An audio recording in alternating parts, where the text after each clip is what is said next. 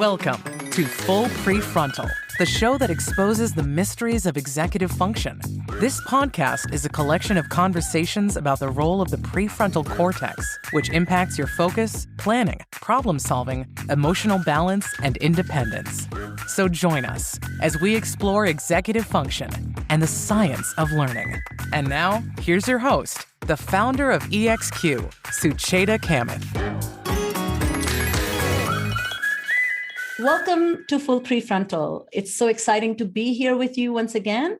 We will be talking about executive function, teacher preparedness, and many, many things that make the learning and thinking journey for students more successful. And just to share with you, recently I read this 2018 USA report, which talked about that teachers were worried about many things. And people would think that they were worried about money, but no, they were talking about feeling misunderstood, feeling unheard. They were also feeling disrespected. And one of the things that was striking to me that the disrespect they felt was coming from many, many sources, not just one, which is parents who were either under-involved or too involved. It was creating a lot of stress for them.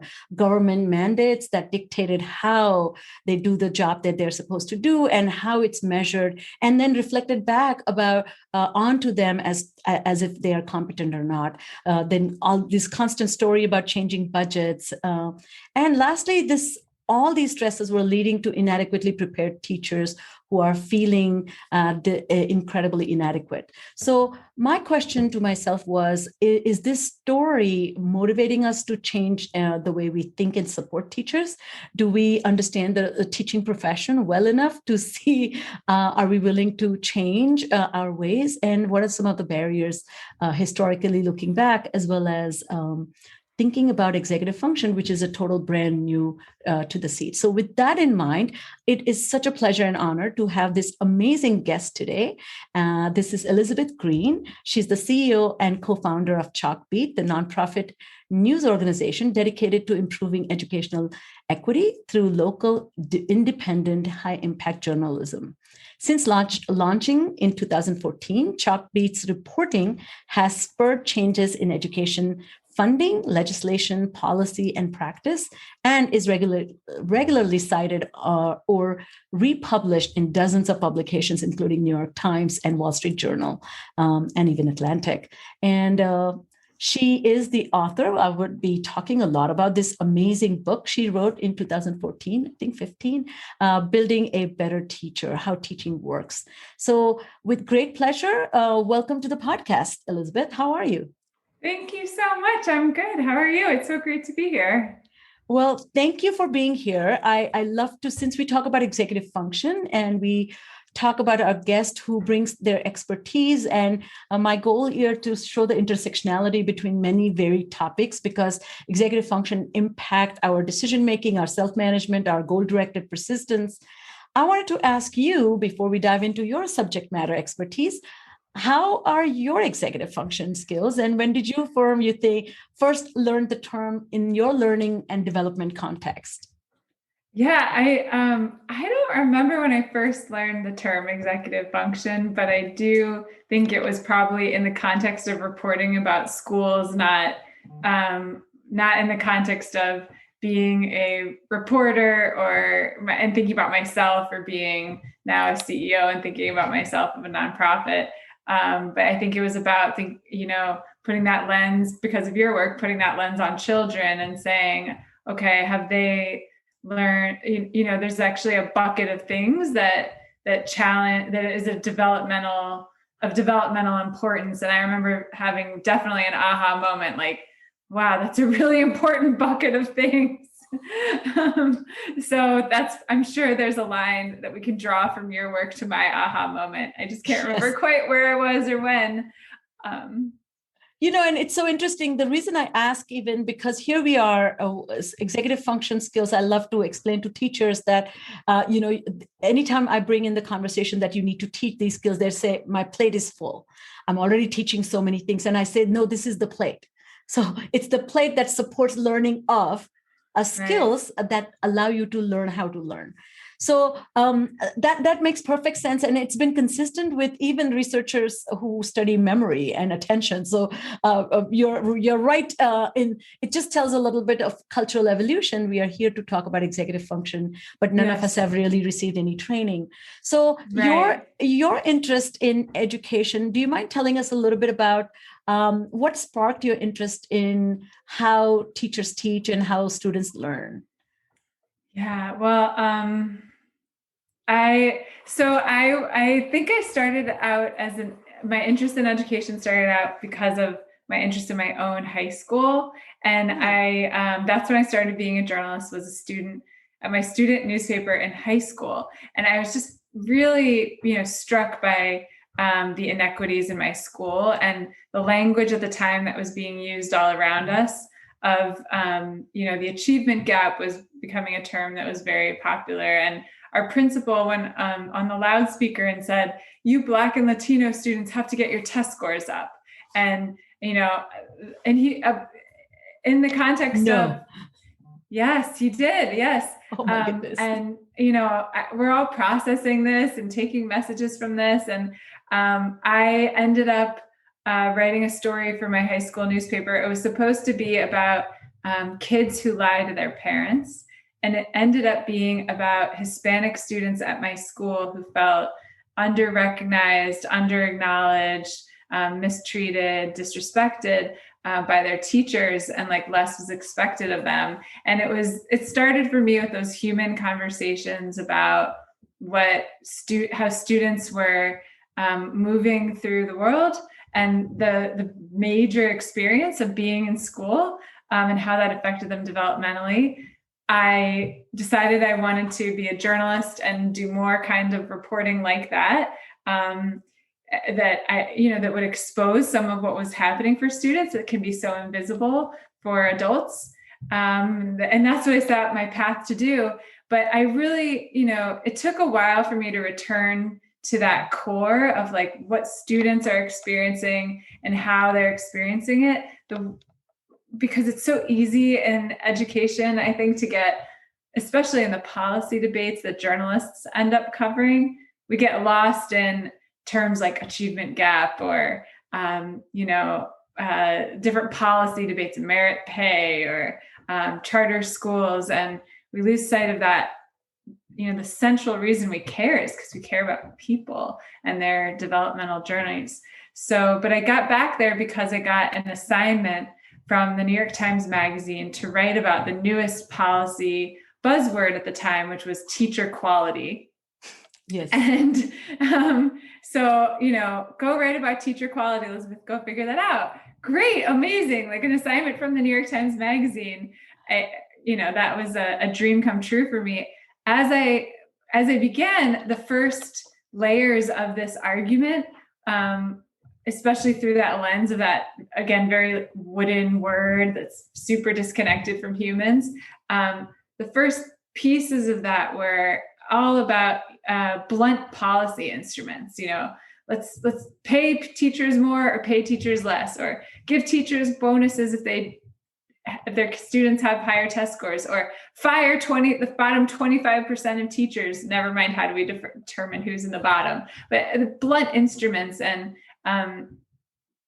it's really interesting to think about why is that, and et cetera. But fortunately, I was able to get out of that world and more into the central dramas of student development, student learning, and actually what teachers do. And I entered that through a different kind of research on the practice of teaching that just completely captivated me. And the more I learned about the practice of teaching and the science of learning and how they intersect, the deeper and more profound my appreciation became of how just why this, the work of schools and teachers and young people matters. And then also what we get so wrong about it when we're back in this like world of policy and inhuman kind of approaches. So all of it, that was my journey into this. And I can't get enough of sitting in the back of a classroom or walking between desks when we, when schools are open, and peering over a student's, look at their paper or listen to the way they talk about ideas. I can't get enough of that. It's some of the most beautiful moments of my life have been spent. I think doing that.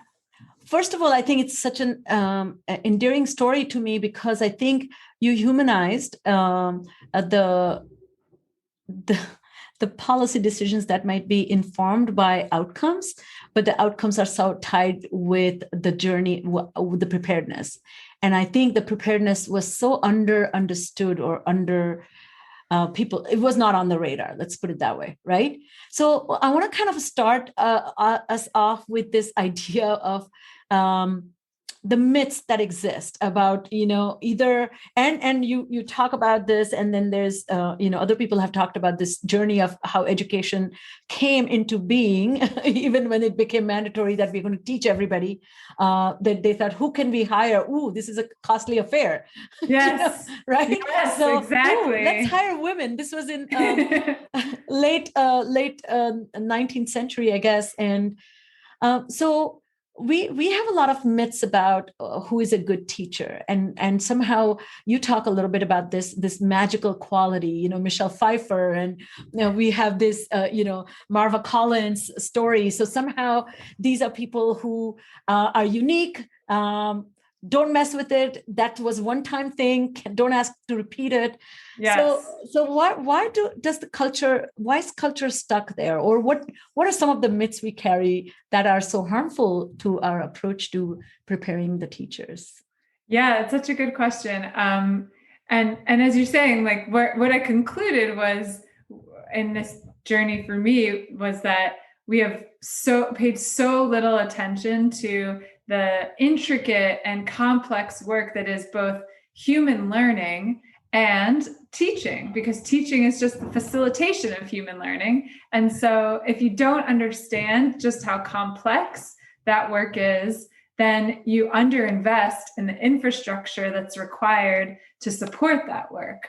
So, I mean, I think that it really does come down to deep cultural ideas that so many cultures hold about how learning works that are just too simple, right? And where we don't appreciate the complexity of the way we're all taking in the world, and we start out with ideas and then we challenge those ideas, and we learn socially, we learn by making meaning.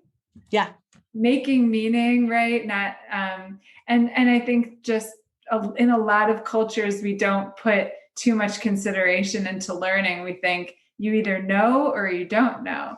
And I don't hold our cultures, culpable, or I don't judge our cultures for that stance. One of the people that I wrote about in the book, who recently passed away, David Cohen, one of the great scholars of education.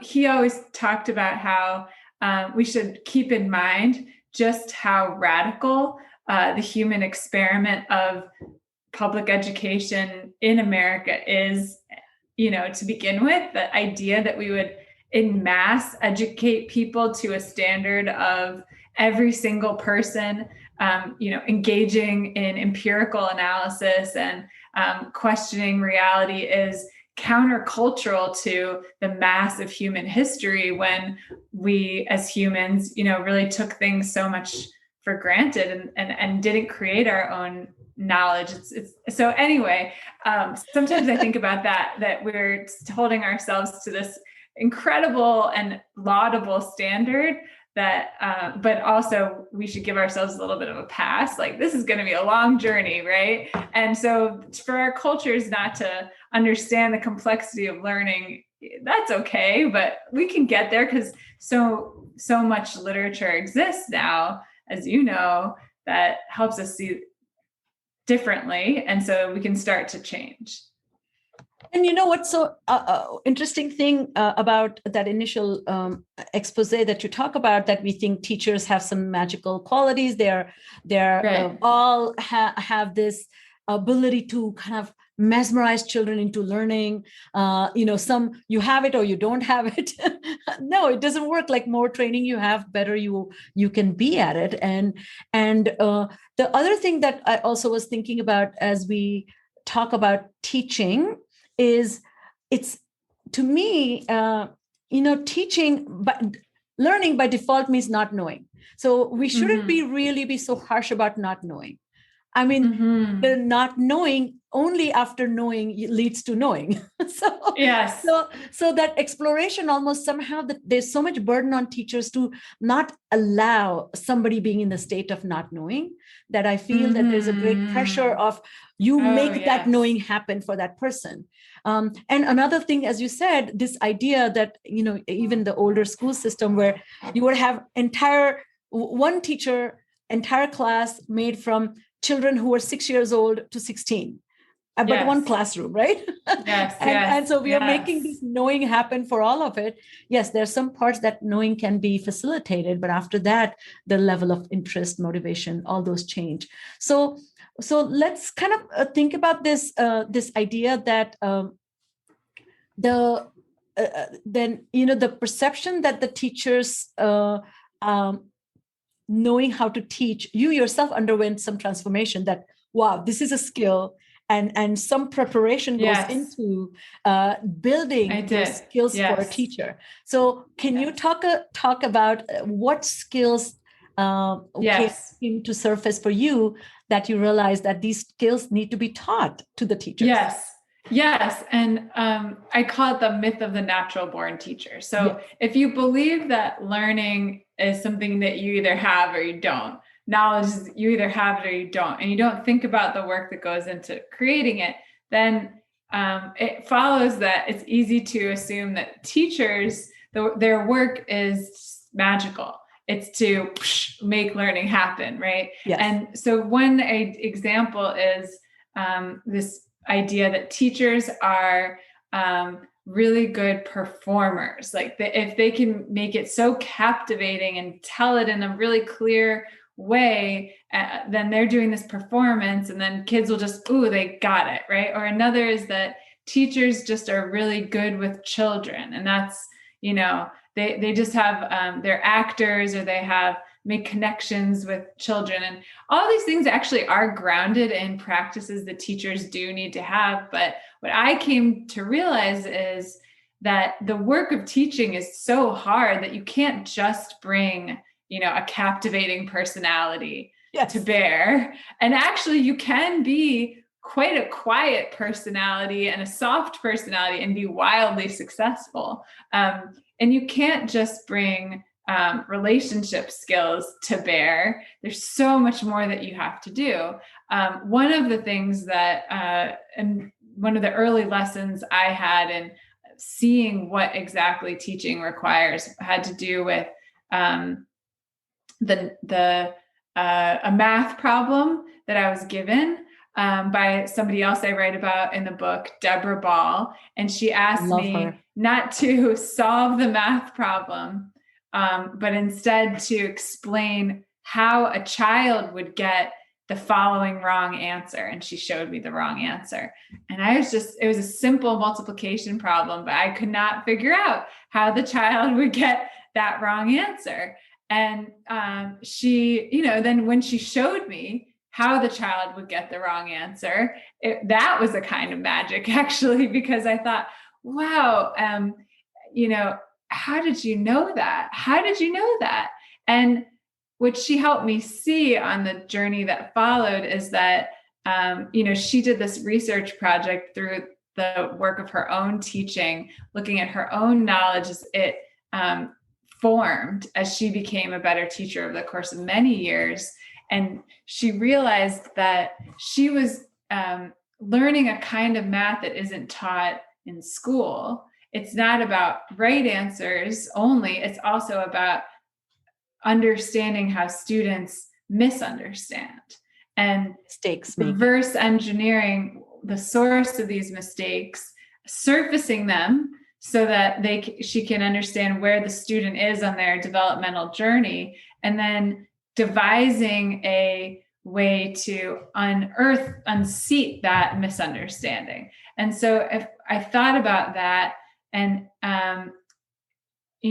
not just that one problem on that one day that one student would present her and say, this is what I think. And then she's doing this thinking, but all the other students in her classroom, and that's just one set of students. Many teachers teach multiple classes of students, and that's just one day in 1 year, right? Like, how much do teachers have to know? I was so awestruck by clearly what teachers are doing, all this work to learn this. And it's, looks different in different disciplines, but in every discipline, there's these challenges. One of the things I think we all know it when we see it about a great teacher, or know it when we experience it as a student, is that feeling of a great class, whole group discussion. Yes. When you just, oh my gosh, like one idea is building on another, and I'm just like really thinking a lot, and I'm changing my mind, and I'm compelled by what someone else is saying, and I'm gripped, and there's drama, and we start with a question and we end with different answers. We come out a different person than we came in.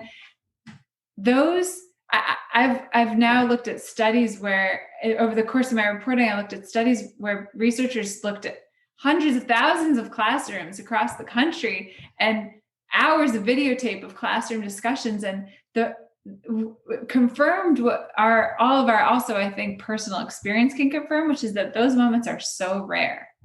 So rare. And that's because they're so difficult to construct.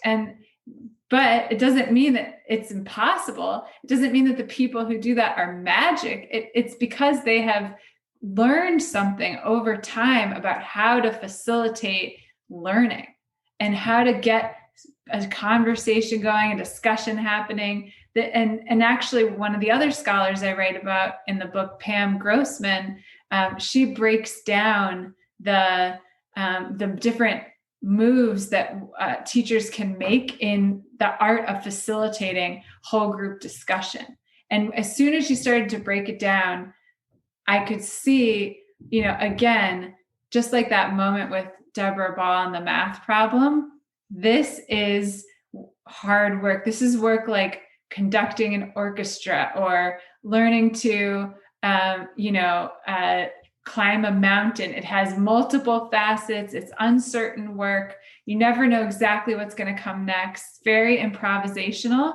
You can't predict what students will say. You have to be in the moment listening for it.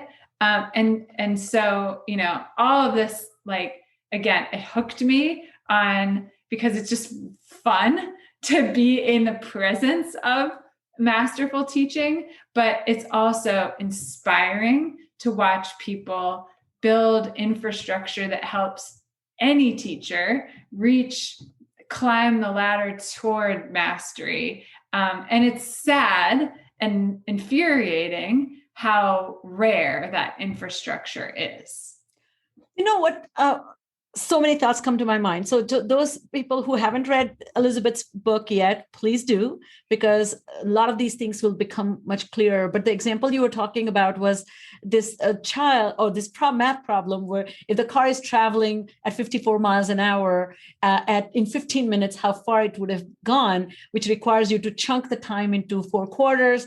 And then half point of 54 is 27. Half point of 27 is what that was the mathematical thinking. But the student came up with the answer 18, then the teacher has many choices, but a teacher in a rush who doesn't understand the big self-evident parts of learning through discovery is to say, really, she should be inquisitive of, why did you land on 18?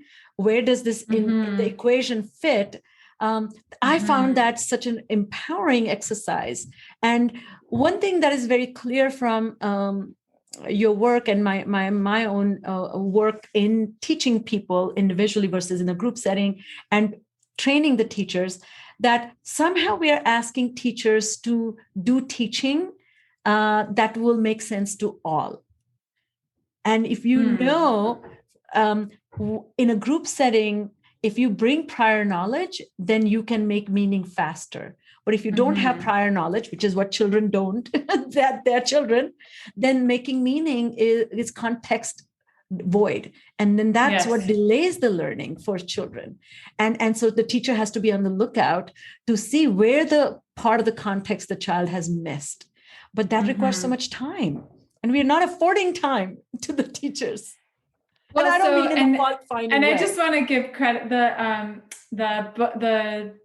teacher who did the 27.5 problem that I write about is Magdalene Lampert. An incredible teacher. Yes.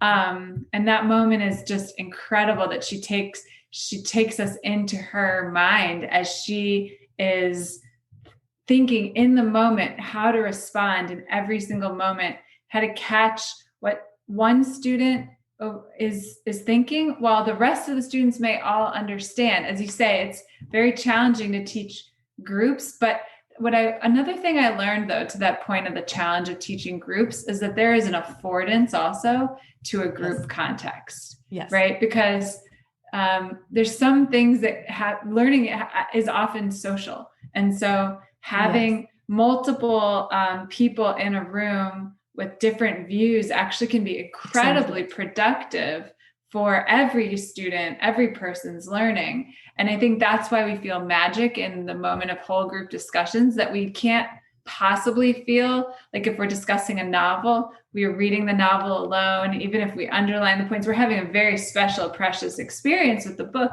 but there's something completely different experience that can be had in a really well taught class discussion. Similarly, in Japan, a lot of my book draws on reporting I was lucky to do in Japan in Japanese elementary schools. And their approach to math teaching is completely and utterly dependent on the existence of many kids in the class, because they're counting on humans making different kinds of meaning. And they know they can predict, we can all predict what kinds of meaning different students will make, what kinds of mistakes are repeatedly going to happen, and when and what kinds of ideas are repeatedly going to be generated. And so when, as a teacher, when you can know that a certain problem is likely to generate a certain set of solutions and in different types, and you have a whole group, that's a beautiful way to open the minds of all of the students about solution pathways that they never would have thought of. And then when in that class kind of routines of the Japanese math classroom, they will routinely then on the blackboard post the different types of solution sets and look for patterns across them. And that's another beautiful opportunity that we can have to learn that isn't possible with just one student. So I think, yes, there's some settings when there's nothing compares to one-on-one work that teachers do with learners, but there's also some kinds of learning and ways of learning that are impossible to do without a group. Yeah, and I think if I can talk about the many things that you brought to the surface. One is, what makes good teaching process should have modeling, opportunity for individual practice, and then some place where group discussion happens so that you can even see the modeling done by different people or encounter different ways of approaching the same problem. And then the second part that you were talking about, you mentioned even the teacher preparedness and a Japanese perspective, the Japanese lesson planning, I guess, Jugyo Kenkyu. Am I saying that? Okay. Yes. That's a bucket of practices that as you say, a bucket of practices that Japanese teachers use to hone their craft from observing each other at work to discussing the lesson afterwards, to studying curricula material with colleagues. And I was showing this to my husband last night. I said, and he's a math fan, and we as a family, we are big fans of math puzzles, math, joking with math kind of thing, and this idea that even the teachers will talk about that 12 minus 7, versus 13 minus 6, which Mm-hmm. mathematical equation is a good sample to Mm-hmm. set the student up with for first time learning subtraction. Yes. And just that was such a brilliant example that you captured there. Can you tell us a little bit about the teacher's experience, particularly in America? Their journey as a teacher is very lonely. Yes. And this data that you presented with, like American teachers are in front of the students for 1,000 hours in a given year, versus Japanese teachers are maybe 600. Yes. But the remaining time, everything they do impacts the way they teach. Yes. Which is such a powerful way to make an impact, but we underestimate. We somehow have captured this imagination that you can only teach if you're in front of the student. Right. I think that it's maybe an analogy that will help people who are spending the last year in Zoom meetings understand is sometimes we feel frustrated in a work setting that's not the classroom about, all I do is sit in meetings. I never get any work done. And and for American teachers and students, the balance is similarly off. Like there's too much time on stage and not enough time sort of preparing, thinking, and making that stage time its maximally best use, right? And so everyone loses because of that. And if you think about it, it all goes back to that foundational misunderstanding. Because if you think that teaching is just presenting and performing, then why would you need to do anything off stage? But even if I can ask you this, even the theater performers, we recognize and acknowledge that they need rehearsals, they need practice. And we recognize that the stage performance is only 3 hours, but there was 30 hours of practice. Why are we missing out on that? Like, why is this not part of the psychology? And are you seeing any movement since you wrote the book? I know pockets of American schools and cultures of different regions of American educational practices are able to individualize, but this is not a federal mandate. This is not a state policy. Are you seeing any movement in those directions? Yeah, I think there's kind of two stories of American education that are both true at the same time. I think one is that is the sadder story, which is that we often try to pour new wine, but it goes into the same bottle, or an old bottle but new. And I'm getting that wrong, but I'm getting it though. But it's very challenging to change, and so there will be an initiative that says we must now have more group work, or we must now have less time in lectures, and these come from well-intentioned places, but they without the development of that full infrastructure, investing in teachers' knowledge, giving teachers real time to plan, creating better resources that are also standard and common, so that what you learn in graduate school of education and teacher education program actually maps to what you're really going to be doing when you're a teacher in the classroom. There's a tremendous lack of coherence there. All of these factors just really, you couldn't design a system to make it more challenging to do this extremely complex work. And so I think that the other story of American education, though, is that, that story of, remember here, what we're doing is a radical experiment. In our country and so many others, where we've committed to a really ambitious task that every single person gets access to a kind of learning that most of human history, no humans engaged in. And so we're doing this in like no time at all. And, we do make steady progress. It's fumbling. It has 3 steps forward, 4 steps back, but I think it is directionally positive. And some of the, I think, most inspiring changes have to be structural. They have to be thinking about that basic foundation of what is a teacher's experience and what is a student's experience of learning, and what are the different materials, infrastructures, time elements that are touching them. And so, it's as I was writing my book, I was very fascinated by the emergence of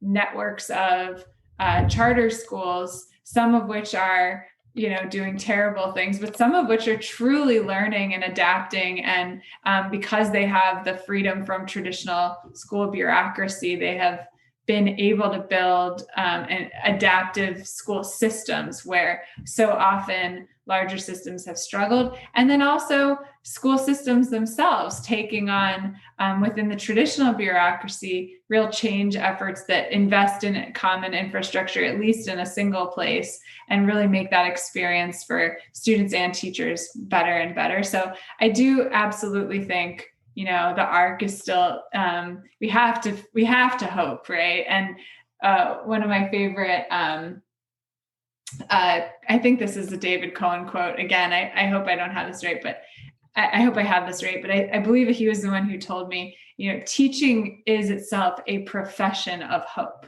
both a profession of hope, but also a proclamation of hope. Because why teach if you don't believe in growth? There's, it's embedded in it is a faith and a belief in growth. So, I think all of us in the education world should hold on to that. And, you say something very hopeful too. You said, while the average adult needs to have a working knowledge of many subjects, a teacher doesn't just need to know the right answer to the question. She also needs to know why students are going to get the answers wrong. And so in that way that I love what you're capturing there is it's like it's becoming a chess teacher. So you have to kind of not only know chess, but you also need to know in what many moves people will try. Yes. And how to guide them, Yes. And what's at first I described to you in the start of our conversation a feeling of overwhelm that I had. Oh my goodness, how could a teacher possibly know all of these things? The good news is kids are super individual, but they're not unique, and we all of us humans, we seem to follow the same tripwires, right? Yes. we have patterns. And so there's not an endless and never ending number of mistakes that kids will make when they're trying to do subtraction with regrouping. There's a very discrete set of mistakes that kids will make. And so, you can learn to anticipate those. And you can design, as the Japanese teachers do, as you were saying earlier, you can learn collectively over time. Oh, you know what? 13 minus 9 is a really good problem to start with when you're teaching subtraction with regrouping, because it's most likely to generate, the most common forms of misunderstanding so that we can surface them and get past them, but also the most common solutions to how to attack a subtraction with regrouping problem, so that we have the widest toolkit of ways to think about taking that number 9 from that number 3. It's like still is hard for me to do, right? How do you think about that? So I see progress. I do. And yeah, I think and I like to remind myself that the profession of teaching is young. Yes. We have been learning on our own much longer than people have been teaching us intentionally. So smart. I totally agree. It's so true. So we should be a little bit forgiving. Yes. But one thing I think, if I can just list a few ingredients that you talk about, is one, teachers need training, which does, but the teacher need training not in the content they should be teaching, but what methodology actually yields success in the learning to take roots.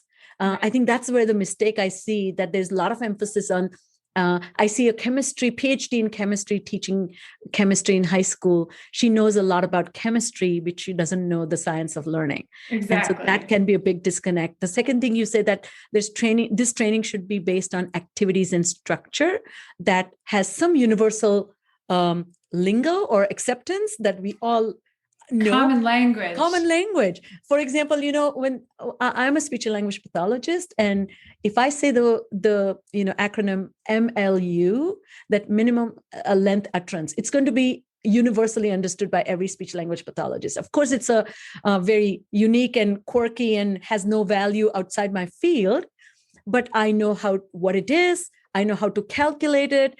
I know how to embed therapy based on the number that yields what the result is, right? So you can determine delay of language. That is a very powerful content knowledge that informs my craft. Such a good example. Yeah. But there's nothing in education that universally teachers will say, I gotcha. My kid, blah, blah, blah. That means blah, blah, blah. There's nothing. You have to describe the whole narrative. You're wasting a lot of time, and it's in unique. the English language. Yeah. Oh, not in English language. Yeah. But in Japan, there is a whole rich language about instruction and learning that doesn't exist in our country. Although I think some people are working hard and succeeding at developing common language, but we have that the infrastructure I mentioned before is a necessary ingredient of developing such a language too. And other thing that struck me, that teaching profession, so it's like, imagine, I was talking, my husband is a doctor, and I was talking to him about this, that imagine an ER physician is also asked to take care of the scrubs other doctors wear. No, we don't keep him in charge of any of that, right? Yes. So here we have teachers who are not only in charge of teaching, but now if there is a fight among students, she's now in charge of discipline. Yes. She's also in charge of talking to the janitorial staff to make sure that the desk go back and whatever. Like, so the teacher, unfortunately, is in charge of so many things that are not bane of her teaching existence or his teaching existence. And we don't even bat an eyelid and saying that that's taking away the freedom and the brain power. Talk about executive function requirements. Exactly. So, well, then you're not actually overtaxing. Overtaxing the executive system for sure. But last thing, I think maybe you can end us with this, that you talk about teachers need support in learning how to teach through mentors and guidance, guidance through mentorship. Observing and critiquing, and you quote many other countries doing that. Why is this not part of the teaching this teachers do when we train the teachers? Why is this not embedded? And secondly, how can this be done well? If you can share some examples of that, that'll be really helpful. I feel like we don't have enough time for 100 examples, but I'm